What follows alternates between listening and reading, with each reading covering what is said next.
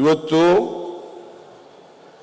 ನಾವೆಲ್ಲ ಇಲ್ಲಿ ಸೇರಿರ್ತಕ್ಕಂಥದ್ದು ಕೇಂದ್ರ ಸರ್ಕಾರದ ಬೆಲೆ ಏರಿಕೆ ನೀತಿಯನ್ನ ವಿರೋಧ ಮಾಡಲಿಕ್ಕೋಸ್ಕರ ಮತ್ತು ನಮ್ಮ ದೇಶದ ಸಂವಿಧಾನ ಇದೆಯಲ್ಲ, ಬಾಬಾ ಸಾಹೇಬ್ ಅಂಬೇಡ್ಕರ್ ಅವರು ರಚನೆ ಮಾಡಿರ್ತಕ್ಕಂಥ ಸಂವಿಧಾನ, ಅದನ್ನ ರಕ್ಷಣೆ ಮಾಡಬೇಕು. ಭಾರತೀಯ ಜನತಾ ಪಕ್ಷದಿಂದ ಅದಕ್ಕೆ ಧಕ್ಕೆ ಬಂದಿದೆ, ಆತಂಕ ಬಂದಿದೆ.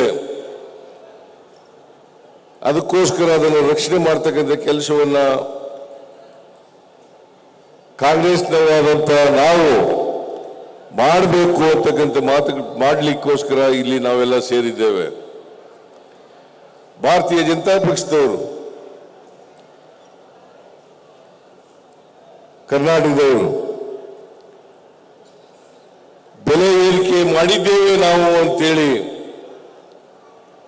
ಜನ ಆಕ್ರೋಶ ಕಾರ್ಯಕ್ರಮವನ್ನ ಇಡೀ ರಾಜ್ಯದಲ್ಲಿ ಹಮ್ಮಿಕೊಂಡಿದ್ದಾರೆ.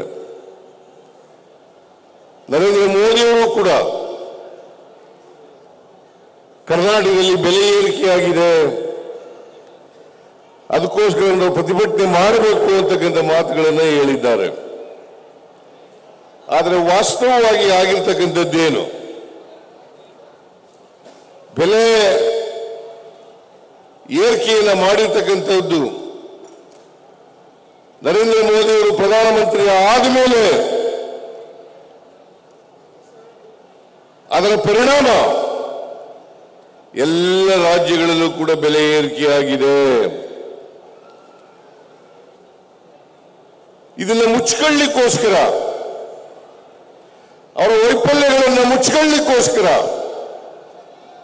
ಅವರ ತಪ್ಪುಗಳನ್ನು ಮುಚ್ಚಿಕೊಳ್ಳಿಕ್ಕೋಸ್ಕರ ಜನಾಕ್ರೋಶ, ಬೆಲೆ ಏರಿಕೆಯ ವಿರುದ್ಧ ಜನಾಕ್ರೋಶವನ್ನು ಮಾಡ್ತೇವೆ ಅಂತೇಳಿ ಈ ರಾಜ್ಯದ ಜನರನ್ನ ತಪ್ಪುದಾರಿಗೆ ಎಳೆಯತಕ್ಕಂಥ ಪ್ರಯತ್ನವನ್ನ ಭಾರತೀಯ ಜನತಾ ಪಕ್ಷದವರು ಮಾಡ್ತಾ ಇದ್ದಾರೆ.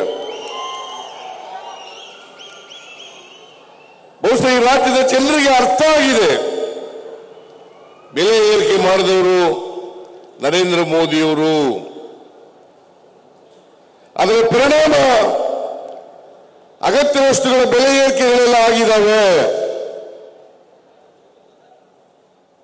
ಇದನ್ನು ನಾವು ಜನರಿಗೆ ತಿಳಿಸಬೇಕಾದಂತ ಅಗತ್ಯ ಇದೆ, ಅನಿವಾರ್ಯತೆ ಇದೆ ಅಂತಕ್ಕಂಥದ್ದು ನಮ್ಮ ಕಾರ್ಯಕರ್ತರು ಅರ್ಥ ಮಾಡ್ಕೋಬೇಕಾಗ್ತದೆ.